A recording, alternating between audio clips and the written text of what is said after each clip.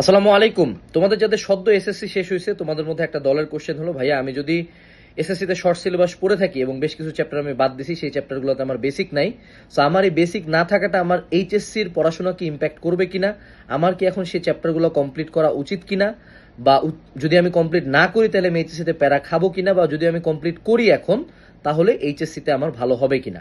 প্রথমে আমি একটা কথা বলি, মামা তোমার এত তেল কই থেকে আসলো? মানে এত তেল, বাপরে বাপ, মানে হঠাৎ করে বাঙালি এত ভালো স্টুডেন্ট হয়ে গেছে আমার দেখে খুব আসলে মানে তেজস্ক্রিয় 28কে দেখে আমি মনে খুব গর্ববোধ করি যে আমার ছোট ভাই বোনরা, আমরা তো এসএসসি পরীক্ষা দেওয়ার পরের দিন থেকে মনে করো মানে বই মনে করো টেবিল থেকে ছুঁড়ে ফেলাই দিয়ে বলছি যে ভাইয়া আমার সাথে কেউ এক মাস কথা বলবা না।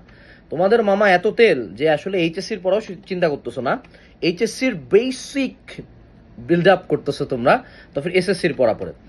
গুড নিউজ হইলো যে এরকম কখনোই হয় না যে কেউ এসএসসি তে কোনো চ্যাপ্টার কম পড়ছে বা স্কিপ করে আসছে এটার জন্য এইচএসসি তে কোনো ইম্প্যাক্ট হয়েছে। হ্যাঁ, ইন এ ডিপার সেন্স এসএসসির পড়াশোনা এইচএসসি তে বেসিক বিল্ড আপ করে, এটা অস্বীকার করার উপায় নাই।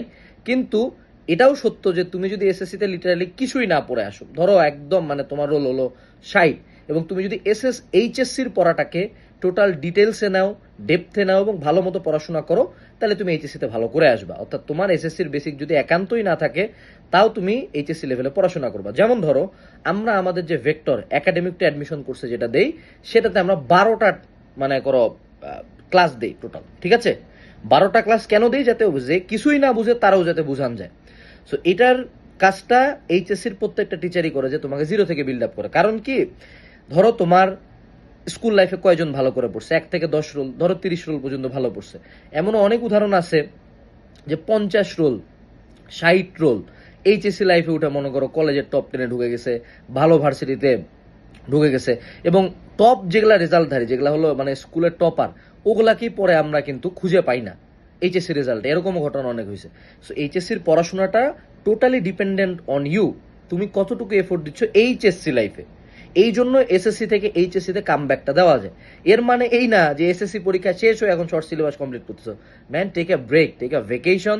আমি নিচে একটা ফেসবুক গ্রুপ দিচ্ছি, এই ফেসবুক গ্রুপে আমরা প্র্যাকটিক্যাল নিয়ে পোস্ট দিচ্ছি, এসএসসির পরে স্কিল ডেভেলপমেন্ট নিয়ে ফ্রি ক্লাস দিতেছি, কলেজ অ্যাডমিশন নিয়ে ফ্রি ক্লাস দিতেছি। এগুলা কর। এসএসসি তে যা হয়েছে ভাই, it is like going back to your toxic x.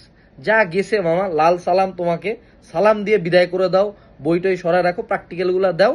তারপর যারা কলেজ অ্যাডমিশন দিবা কলেজ অ্যাডমিশন শুরু করা, যারা কলেজ অ্যাডমিশন দিবা না মামা, ছুটি কাটাও, 1 মাস বিন্দাস ছুটি। এই যে এখন বাপ ভাই যাদের সাথে আছে যে গরু কিনো, গরুরে ঘাস খিলাও, ট্যুরে যাও, এগুলা করো। কইতে মামা এত তেল আসে যে ভাইয়া এসএসসির বাকি চ্যাপ্টারগুলো শেষ করব। আর যদি তোমার একান্ত এতই তেল থাকে যে না, আনাস ভাইয়ের কথা শুনেও আমার বিশ্বাস হলো না, তাইলে মামা ফেসবুকে ইউটিউবে বিভিন্ন ফ্রি ক্লাস আছে, ধর বিভিন্ন প্ল্যাটফর্ম ক্লাস আপলোড দিয়ে রাখছে না, আমরা দিয়ে রাখছি না, ওই ক্লাসগুলো একবারে বসে 2x স্পিড দিয়ে দেখ। নাইস, আচ্ছা আচ্ছা, এটা বুঝেছ, ও শেষ। এর বেশি আর কোনো বেসিক তোর লাগবে না মামা। তুই একটু ওয়েট কর, ঠান্ডা ঠান্ডা, তেজস্ক্রিয় 28 ঠান্ডা, রেডিয়েশন এত থামায়ও না, এত বাড়ায়ও না, কাম ডাউন, গ্রুপে জয়েন দাও, কাম ডাউন, ঠিক আছে? টাটা।